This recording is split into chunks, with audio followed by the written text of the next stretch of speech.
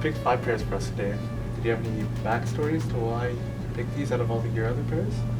Oh yeah, they just were somewhat amusing to me, or I went great distances to get them, I guess. Like? Space Jams. I actually picked up 3 pairs of these.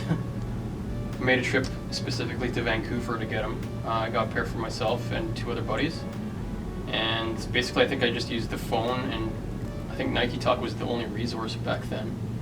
And then I went around Vancouver and kind of just gambled on which store I was going to line up at. And there was probably only about 4 or 5 other people there. And they thought that I was pretty nuts and hardcore to be going all that way for a pair. But I knew that we probably weren't going to get them in Edmonton, so it was worth it, I guess. And then Vancouver is the first place I ever saw Concord 11s to begin with. Went with my buddy to go watch the Bulls play the Grizzlies. And we were just killing time at the mall. We were at Champs, I think, and then the Pure Later guy, or whoever their courier was, wheeled by a big box, and we read on the side of the box, Air Jordan 11. So we thought we'd stick around and see if the guy would show us the pairs. Nobody else was there, right? It was just a normal shopping day.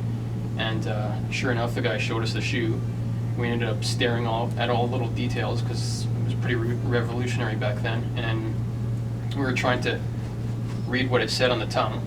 We still didn't know, actually, at that time. And then, actually, I didn't know that it says Jumpman Jam on the original pairs, as opposed to, because the new ones just say Jordan Jam, right? Jordan Jam, yeah. Yeah. So that's why these have a special place in my heart, I guess. These Jordan 11 IE lows. I actually bought these in Chicago at Nike Town. And again, I just walked right in, said, hey, do you guys have these in my size? Yep, sure enough, they pushed little buttons or whatever, and I think it shot up the tube like they used to have at Nike Towns, and I walked out with a pair of these. That's crazy. People nowadays go crazy over any 11. The 4s, this was the first pair I ever bought.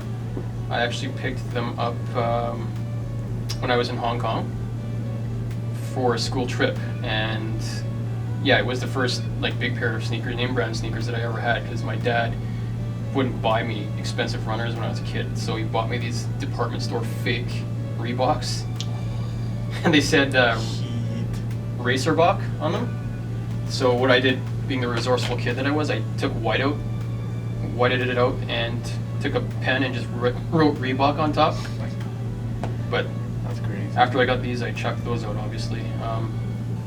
This is actually my second pair, obviously. This is the 99s, because I wore my original pair year-round until they cracked and died, and I think I traded them for a pair of infrared 6s that probably ended up getting traded for something else then too.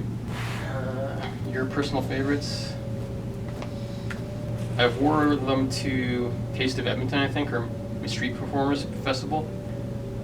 I think later that night went to a bachelor party, and they had 2 professional dancing ladies there.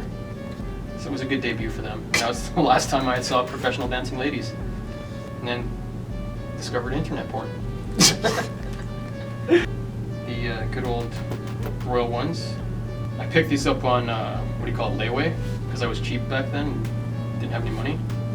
So I think they sat in the back of Champs for like 2 or 3 months.